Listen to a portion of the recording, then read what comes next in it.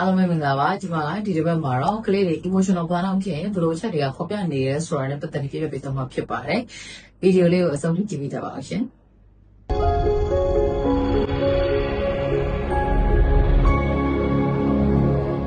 အားလုံးပဲမင်္ဂလာပါကျွန်တော်တို့တချင်ရနာပါအဲ့တော့ကျွန်မဒီနေ့ emotional burnout ဖြစ်တဲ့အကြောင်းနဲ့ပတ်သက်ပြီးပြပြပေးသွားမှာဖြစ်ပါတယ်ကျွန်တော်တို့တွေကအချင်းတော်ကြခံစားနေရတဲ့ stress တွေပေါ့နော်စိတ်ပီစီမှုတွေ chronic stress တွေကြောင့်မို့လို့ကျွန်တော်ရဲ့ physically ဒီရုပ်ပိုင်းဆိုင်ရာရော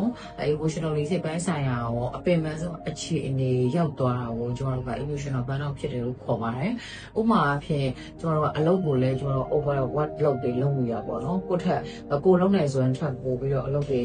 လုပ်နေနေတာ။မိသားစုတွေမှာလည်းကျွန်တော်တို့ကတာဝန်ယူရတာလေအများများနေတာ။အဲ့တာဝန်ယူထားပြီးတော့ကိုလိုပေးတဲ့ကဏ္ဍတွေမှာလည်းထင်သလောက်ပြန်ပြီးတော့အတိအမှတ်ပြုတာတွေမခံရတာအပြစ်တင်တာမျိုးတွေပဲခံနေရတဲ့အခါမှာကျွန်တော်တို့ကစိတ်ပီစီမှုတွေများလာပြီးတော့ emotional burnout တွေဖြစ်လာတတ်ပါတယ်ကလေးမှာလည်း emotional burnout ဖြစ်နိုင်ပါတယ်။ဘာဖြစ်လို့လဲဆိုတော့သူတို့ရဲ့အနေနဲ့ဆိုလို့ရှိရင်လည်း academic ပိုင်းမှာအရင်တော့ချက်ပို့ပြီးတော့ stress တွေများလာတယ်။မိဘရဲ့အနေနဲ့ကလည်းမိမိကလေးနဲ့ဒီ academic ပိုင်းနဲ့ပတ်သက်ပြီးတော့ပေါ့နော် demand တွေကပို့ပြီးတော့များလာတယ်။သူတို့မှဒီကျောင်းစာတွေအပြင် extra activities တွေလည်းလုပ်ရပါတယ်။အဲ့တော့ကြောင့်မို့လို့သူတို့တွေမှာနားကျင်မရှိတော့တာမျိုးဖြစ်တဲ့အခါမှာလည်းသူတို့က emotional burnout ဖြစ်လာတတ်ပါတယ်။နောက်တစ်ခုက family issues ပါ။အဲ့တော့ကျွန်တော်တို့ကdomestic violence လိုမျိုးပေါ့နော်ဒီ physically abuse emotionally abuse ပါခံရတဲ့ကလေးတွေမှာဆိုလို့ရှိရင်လည်း emotionally burnout ဖြစ်လာနိုင်လို့ပဲကျောင်းမှာပေါ့နော်bully လုပ်ခံရတဲ့ကလေးတွေမှာဆိုလို့ရှိရင် emotional burnout တွေဖြစ်တတ်ပါတယ်ရှင်emotional burnout ဖြစ်လာပြီဆိုလို့ရှိရင်ကလေးတွေမှာများသောအားဖြင့်ရုပ်ပိုင်းဆိုင်ရာအနေနဲ့ဆိုလို့ရှိရင်အမြဲတမ်းလိုပင်ပန်းနေမှာပေါ့နော်ဟိုထူးထူးခြားခြားဘာမှလောက်ရတာမျိုးမရှိဘဲနဲ့လူကအားရကုန်ခန်းပြီးတော့ဘာမှလုပ်ချင်ကန်နေတဲ့မရှိနေတာမျိုးဖြစ်တတ်ပါတယ်။နောက်ညဘက်တွေဆိုလို့ရှိရင်လည်းအိပ်ပျော်ဖို့ခက်လာပဲပေါ့နော်။နောက်တစ်ခါအမြဲတမ်းလိုခေါင်းကိုက်နေတာမျိုးတွေဘိုက်နာနေတာမျိုးတွေလေပွားနေတာမျိုးတွေပေါ့နော်။စသဖြင့်အစာရည်နဲ့ပတ်သက်တဲ့